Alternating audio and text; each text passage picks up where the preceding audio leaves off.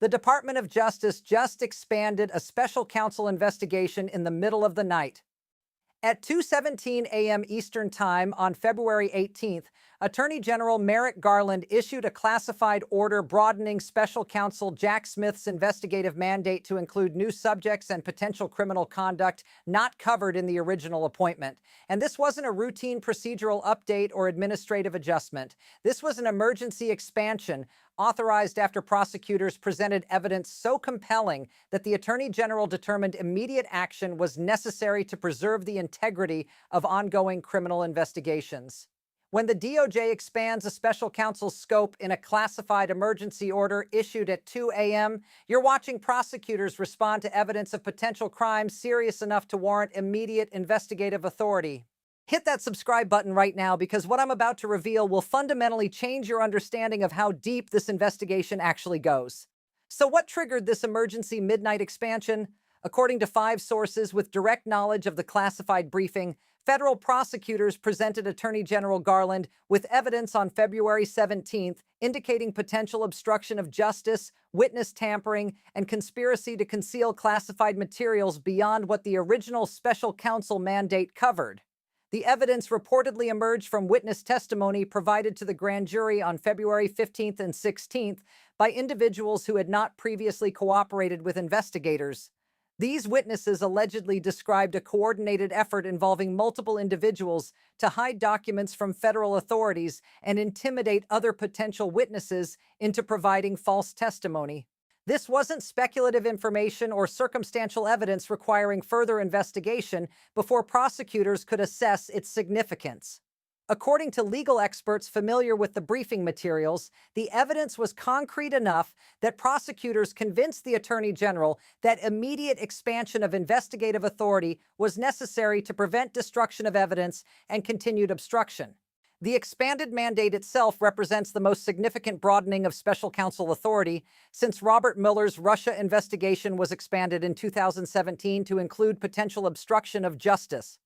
Sources who have reviewed the classified expansion order say it authorizes special counsel Smith to investigate potential criminal conduct by individuals not previously identified as subjects or targets in the original investigation. The order reportedly grants authority to examine financial transactions related to document concealment, communications between multiple parties regarding witness testimony, and potential violations of conspiracy statutes involving coordinated efforts to obstruct federal investigations. This goes far beyond the original mandate, focusing on unauthorized retention of national defense information and obstruction related to the documents themselves.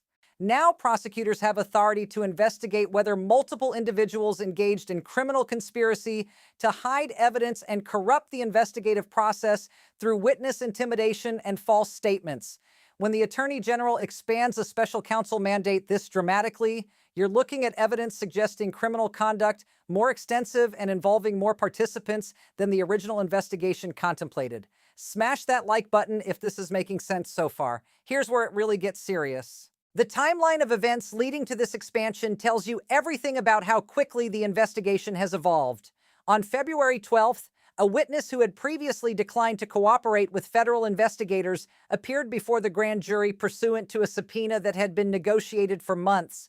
That witness, identified in court filings only as Witness A, provided testimony over 7 hours describing conversations and events that prosecutors had not previously known about.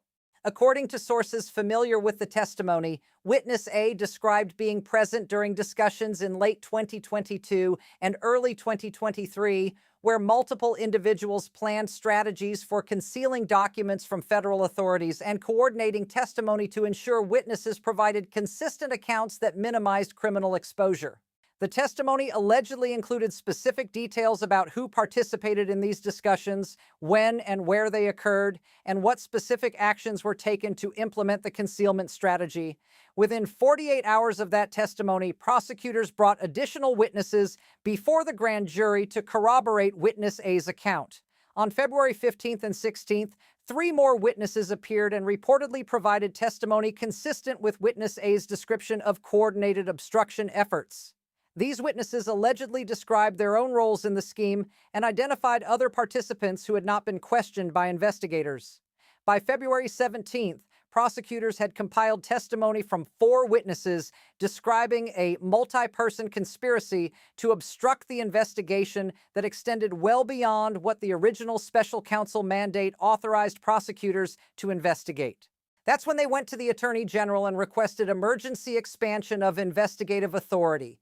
Drop a comment right now if you saw this coming. I read every single one. Now things get absolutely wild. According to documents filed under seal in federal court on February 18th, the special counsel's office immediately began executing search warrants and issuing new grand jury subpoenas under the expanded mandate. Federal agents conducted searches at 3 locations in Florida and 1 location in New Jersey on February 18th, seizing electronic devices, financial records, and communications that prosecutors believe contain evidence of the alleged conspiracy. Sources familiar with the search warrant application say prosecutors presented evidence to federal magistrate judges that probable cause existed to believe these locations contained evidence of crimes, including obstruction of justice, conspiracy to defraud the United States, and witness tampering. The fact that federal judges approved these search warrants based on the evidence prosecutors presented demonstrates that the new investigative leads aren't speculative theories, but credible allegations supported by substantial evidence. When federal agents are executing search warrants within hours of a special counsel mandate expansion, you're looking at an investigation that has developed explosive new evidence requiring immediate action to preserve potential proof of crimes. This isn't the first time a special counsel investigation has been expanded to address newly discovered evidence of potential crimes, and the historical precedents make this expansion even more significant. Consider the Watergate Special Prosecution Force in 1973 and 1974. Archibald Cox was initially appointed to investigate the break-in at Democratic National Committee headquarters, but as evidence emerged of broader wrongdoing, including campaign finance violations, abuse of power, and obstruction of justice, the investigative mandate expanded repeatedly to address new criminal conduct. The investigation ultimately encompassed dozens of individuals and multiple criminal conspiracies far beyond the original Watergate burglary. Then there was the Iran-Contra Independent Counsel investigation in the 1980s. Lawrence Walsh was appointed to investigate arms sales to Iran and diversion of proceeds to Nicaraguan rebels, but the investigation expanded as evidence emerged of false statements to Congress, obstruction of congressional investigations, and conspiracy to defraud the United States. The expanded investigation led to multiple convictions of senior Reagan administration officials for crimes that weren't initially contemplated when the independent counsel was appointed. Subscribe immediately if you haven't yet. This content doesn't exist anywhere else. And consider the Whitewater Independent Counsel investigation that eventually led to President Clinton's impeachment. Kenneth Starr was appointed to investigate a failed real estate investment, but the investigation expanded over time to include potential obstruction of justice, witness tampering, and false statements related to matters far removed from the original Whitewater land deal. The expansion authority allowed prosecutors to follow evidence wherever it led, ultimately resulting in impeachment proceedings based on conduct unrelated to what triggered the original appointment. The pattern in these landmark investigations is consistent. Special counsels and independent counsels receive expanded mandates when evidence emerges of criminal conduct beyond their original scope, but related to their core investigative mission. The expansion allows prosecutors to investigate newly discovered crimes without having to seek appointment of additional special counsels or transfer matters to regular Department of Justice prosecutors who might face conflicts of interest. Now we have special counsel Jack Smith receiving expanded authority to investigate potential multi-person conspiracy to obstruct his original investigation. That follows the historical pattern, but applies it to circumstances where the stakes involve potential prosecution of individuals at the highest levels of American politics. So what makes this overnight mandate expansion so legally and politically significant? According to legal experts who have analyzed similar special counsel expansions, this development accomplishes several critical investigative objectives. First, it allows federal prosecutors to pursue evidence of conspiracy and obstruction without having to fragment the investigation across multiple prosecutorial teams. The expanded mandate keeps all related criminal conduct within special counsel Smith's authority, ensuring consistent prosecutorial strategy and preventing coordination challenges that could arise from splitting investigations.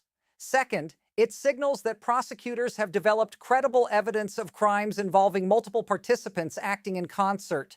Attorney General Garland wouldn't authorize this expansion based on uncorroborated allegations or speculative theories. The expansion required prosecutors to present evidence substantial enough to convince the Attorney General that immediate investigative action was necessary. Third, it demonstrates that the investigation has evolved from examining document retention and individual obstruction to investigating coordinated criminal conspiracy involving multiple actors working together to defeat federal investigations.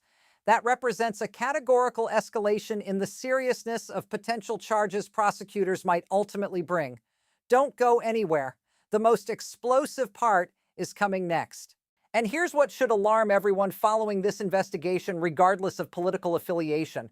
Multiple sources report that the witness testimony triggering this expansion included evidence of financial transactions potentially designed to compensate individuals for withholding cooperation from federal investigators or providing false testimony. The testimony allegedly described payments made to individuals who had information relevant to the investigation, with the payments characterized as compensation for legal fees, but potentially serving as inducements to maintain specific narratives favorable to investigation subjects. Federal prosecutors treating these transactions as potential evidence of witness tampering or obstruction suggests they believe the payments were not legitimate legal expense reimbursements, but rather attempts to influence witness testimony through financial incentives. One former federal prosecutor who handled numerous obstruction cases told reporters that if prosecutors can prove payments were made to witnesses as inducements to provide false testimony or withhold cooperation, those transactions constitute textbook obstruction of justice and witness tampering. The investigation expanding to examine financial transactions related to witness cooperation indicates prosecutors believe they can prove the payments served corrupt purposes rather than legitimate legal support. Here's the legal complexity that makes this expansion so consequential for everyone potentially implicated. There's a crucial distinction between legally providing financial support for witnesses' legal representation and illegally compensating witnesses to influence their testimony. Legal experts are calling this the central question the expanded investigation must resolve. A Georgetown law professor specializing in white-collar criminal defense told news networks that paying witnesses legal fees is entirely permissible and common when organizations or individuals face investigations affecting multiple parties. Companies routinely pay legal fees for employees who need representation in investigations, and that practice is legal, provided the fee payments don't come with explicit or implicit conditions regarding the testimony witnesses provide. A former federal prosecutor added that the line between legal fee support and witness tampering depends entirely on whether the payments were conditioned on witnesses providing specific testimony or withholding cooperation from investigators. If prosecutors can prove that payments were offered, increased, or continued based on witnesses maintaining certain stories, that transforms legal fee assistance into criminal obstruction. The evidence prosecutors presented to justify this mandate expansion presumably includes proof that payments cross that line from permissible support to criminal inducement. Do me a favor and slam that like button because it genuinely helps this video reach more people. Even conservative legal commentators who have been skeptical of the special counsel investigation acknowledge this expansion raises serious legal concerns. One prominent conservative attorney who has defended the investigation's targets in media appearances told reporters that if prosecutors have evidence of coordinated efforts to influence witness testimony through financial payments, that conduct would constitute serious federal crimes regardless of who was involved. He emphasized that while aggressive legal defense is entirely appropriate and protected, crossing the line into witness tampering or obstruction through corrupt inducements is criminal conduct that prosecutors must pursue. The fact that even critics of the investigation acknowledge the seriousness of these allegations demonstrates how significant the evidence triggering this expansion must be. So let's break down what this expansion means for the trajectory of the investigation and the potential legal jeopardy facing individuals who may be implicated. First, the immediate impact is that prosecutors now have authority to investigate and potentially charge crimes they couldn't address under the original mandate. The special counsel can convene grand jury proceedings examining conspiracy, witness tampering, and obstruction charges against individuals beyond the original investigation's targets. This transforms the investigation from examining whether specific individuals illegally retained national defense information into examining whether multiple people engaged in coordinated criminal conspiracy to obstruct federal investigations through document concealment and witness corruption. Before this expansion, prosecutors were constrained to investigating the underlying document retention and individual obstruction directly related to those documents. Now, they can follow evidence of broader criminal schemes wherever that evidence leads, potentially implicating individuals who weren't involved in original document retention but participated in subsequent cover-up efforts. Second, it fundamentally changes the calculus for anyone who may have participated in efforts to coordinate testimony or conceal evidence. Individuals who may have believed their conduct fell into gray areas or constituted aggressive but lawful defense strategies now face the reality that federal prosecutors with expanded authority are examining whether that conduct crossed into criminal conspiracy and obstruction. The 4 witnesses who have reportedly provided testimony describing coordination efforts presumably did so after concluding that cooperation served their interests better than maintaining prior stories. That suggests prosecutors offered these witnesses cooperation agreements in exchange for truthful testimony, which typically indicates prosecutors believe the witnesses' information will lead to charges against other more culpable participants. A former U.S. attorney who supervised numerous complex conspiracy investigations described witness cooperation cascades where initial cooperators provide information leading to additional subpoenas and searches, which in turn generate more evidence that convinces additional witnesses to cooperate. The overnight mandate expansion and immediate execution of search warrants suggests prosecutors have entered that cascade phase where the investigation is generating momentum through accumulating evidence and cooperating witnesses. Drop a comment below with your thoughts. I'm genuinely curious to see your perspective. But beyond the immediate investigative developments and legal implications for potential defendants, this expansion is fundamentally about whether efforts to obstruct federal investigations through coordinated witness management and document concealment will face criminal prosecution. The special counsel's original mandate focused on whether classified documents were illegally retained and whether obstruction occurred when authorities attempted to recover them. That investigation examined actions that defenders could characterize as disputes over document classification and presidential authority. The expanded investigation examines whether multiple individuals engaged in criminal conspiracy to defeat federal investigations through corrupt witness payments and coordinated concealment efforts. That conduct is far harder to characterize as good faith legal disagreement and far easier for prosecutors to prove constituted intentional criminal obstruction. What we're watching is an investigation evolving from legally complex questions about document retention into more straightforward criminal charges regarding obstruction and conspiracy that juries can readily understand and prosecutors can more easily prove. This scenario is causing genuine alarm within legal circles representing individuals potentially implicated by the expanded investigation. Sources report that when news of the mandate expansion reached defense attorneys, multiple lawyers immediately contacted the special counsel's office seeking information about whether their clients had become investigation subjects under the broadened scope. Defense counsel faced difficult strategic decisions about whether to encourage clients to seek cooperation agreements before prosecutors develop cases against them or maintain current legal strategies and risk being charged based on evidence cooperating witnesses provide. The overnight expansion and immediate search warrant execution signal that prosecutors are moving aggressively and may not offer cooperation opportunities to individuals beyond the witnesses who have already provided testimony.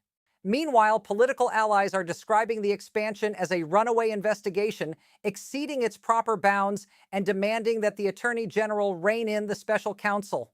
Some have called for congressional investigations into whether the expansion was legally justified, while others have demanded that the classified expansion order be declassified so the public can evaluate whether the Attorney General acted appropriately. Meanwhile, former federal prosecutors and Department of Justice officials are emphasizing that special counsel mandate expansions follow established protocols and require substantial evidence. A bipartisan group of former U.S. attorneys issued a statement explaining that Attorney General Garland would not authorize this expansion without prosecutors presenting compelling evidence that newly discovered criminal conduct fell within the special counsel's investigative mission but exceeded the original mandate's scope.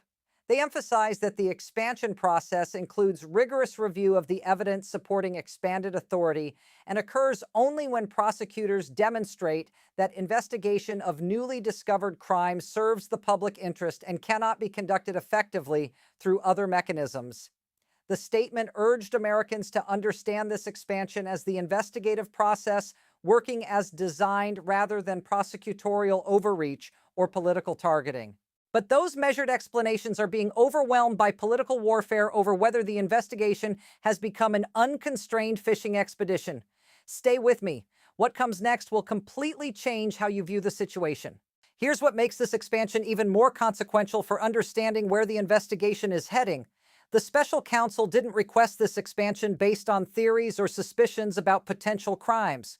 Prosecutors presented Attorney General Garland with witness testimony describing specific criminal conduct, corroborating evidence from multiple witnesses, and investigative leads requiring immediate action to preserve evidence.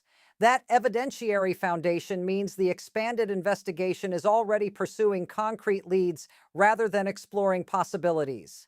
Legal experts who practice federal criminal law told reporters that when prosecutors execute search warrants hours after receiving expanded authority, it demonstrates they had been developing evidence and legal theories but lacked formal authority to act until the mandate expansion.